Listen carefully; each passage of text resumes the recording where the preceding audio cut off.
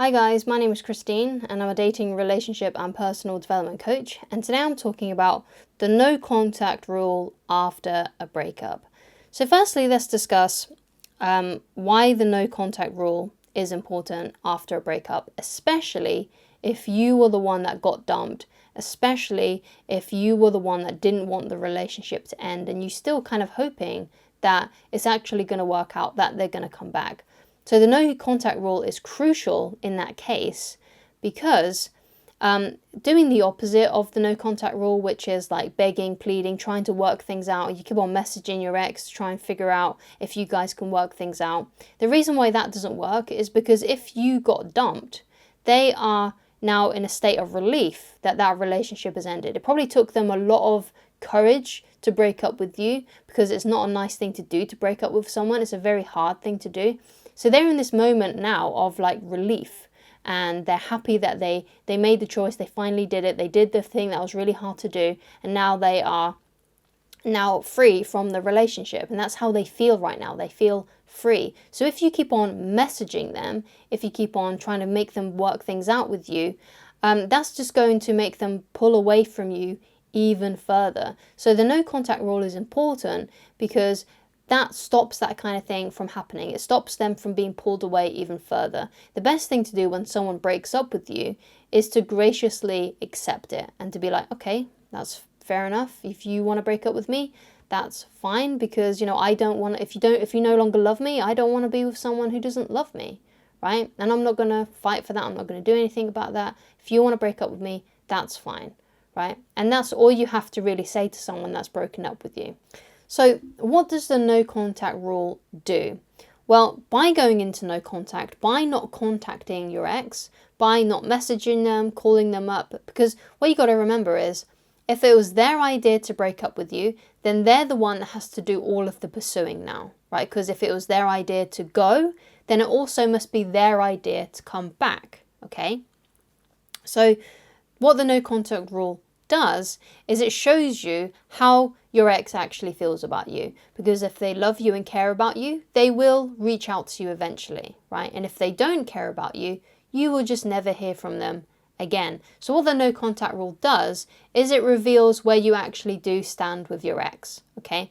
But obviously the point is that you shouldn't be waiting around by the phone or crossing off the days until they come back, because you don't know, right? You don't know for sure if they're ever going to come back. So therefore, you shouldn't be waiting around for them, right? You should be doing all that you can basically to take your mind off of it and to start feeling better about yourself in whatever way that may be good for you, right? So, you need to work on your confidence, because obviously when you get dumped, it sucks, it hurts, it makes you feel less than, it makes you feel unattractive, it makes you feel unwanted. So at this point in time, you're probably feeling very insecure, right? And that's understandable, right? And I'm sure you've had loads of people saying to you, oh, it's not your fault, just forget about them. And in a way, it's true what they say. It's true what they are saying. But obviously, because this breakup probably didn't happen that long ago, you're still feeling really sad and upset about it, which is completely understandable, because you loved them. You didn't want this to happen. You didn't want them to break up with you.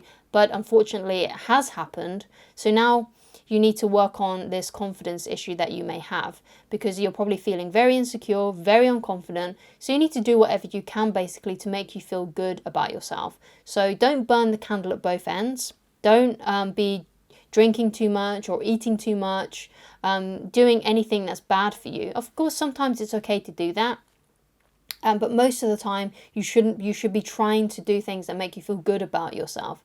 So those things might be exercising, working on some projects, meeting up with your friends and family, being around people that love you. I see sometimes people, becoming a recluse for a while after they've had a breakup. They don't want to go into work. They don't want to go and see their friends and family. They just want to be home sitting alone with themselves and alone with their thoughts. But that's the worst thing you can do, just sitting at home alone with your thoughts. You need to be going out there. You need to be with your friends. You need to be with your family, around people that love you and care about you, that can support you.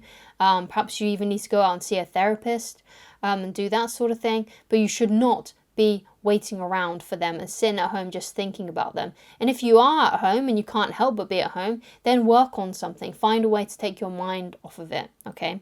But what you got to remember as well is that it takes time to get over someone. You're not just going to get over them overnight.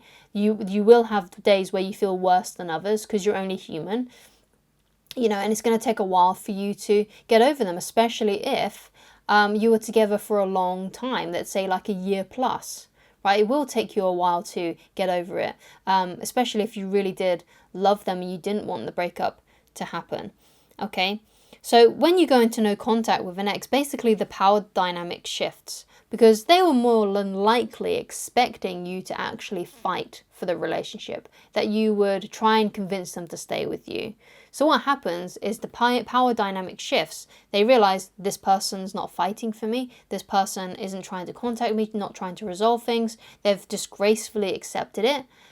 And that switches the power dynamic because they were like in the position of power by dumping you, right? And because you've gracefully accepted it and you've just allowed it to happen, basically, there hasn't been like that immediate dip where you're trying to fight for them and they're kind of high above you, rejecting you at every turn. So you've basically leveled out the playing field there.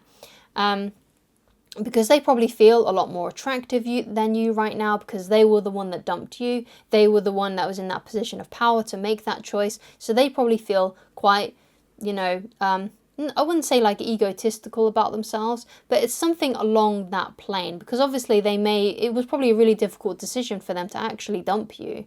So, don't think like, oh yeah, they're getting some sort of kick out of this, but they're not. But because they were the one that dumped you, that automatically makes them sort of like a bit higher up in the hierarchy, if you would kind of think about it in that sort of way, of attractiveness, right? So by not trying to chase after them and doing things that are needy and unattractive, you're doing the opposite of that. You're just allowing it to happen. You've let them go.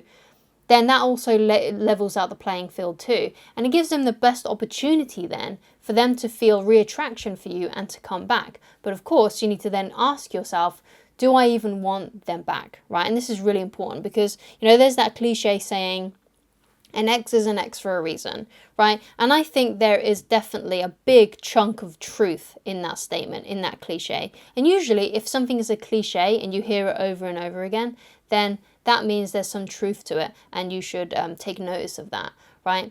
So, you got to think back basically on the relationship.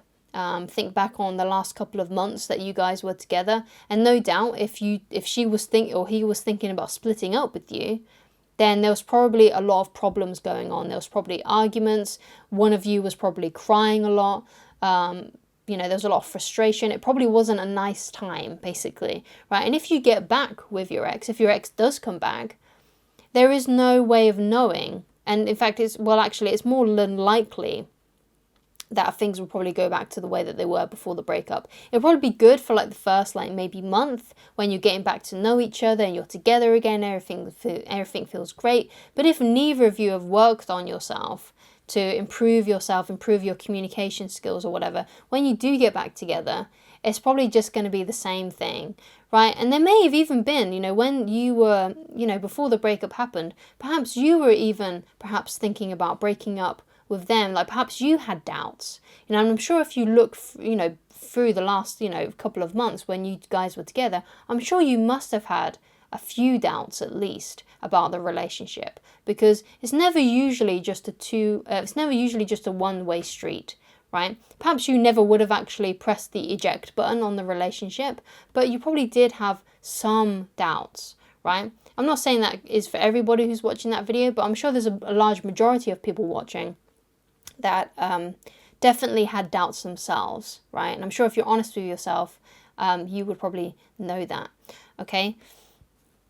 So what's really cool then is that now this is a new adventure for you. Your ex has broken up with you. Yeah, it sucks, it stings, but you should see this not as a bad thing, but as a new opportunity for yourself. Now you have more time on your hands to do the things that you like to do, to work on the things that you want to work on. Because when you get into a relationship, sometimes you kind of lose yourself a little bit and you lose the parts of who you were. and you don't have you don't have the same amount of time that you did when you were single. So now you're single again, you can go back to doing some of the things that you loved to do before you got into that relationship, and you've got a lot more time on your hands to work on things that are important to you, things that you're passionate about. So see this not as a bad thing, see it as a new adventure, right? And because this ex didn't love you, or didn't love you enough to stay with you at least, then now they've opened up a window for you to find someone who does want you, who does love you, right? So see this as a new opportunity, see this as a new adventure that will ultimately make you feel a whole lot better about the situation. So thank you so much for watching. If you'd like to get in touch with me personally, then please go to www.christineloveridge.com, and I shall talk to you again very soon. Goodbye.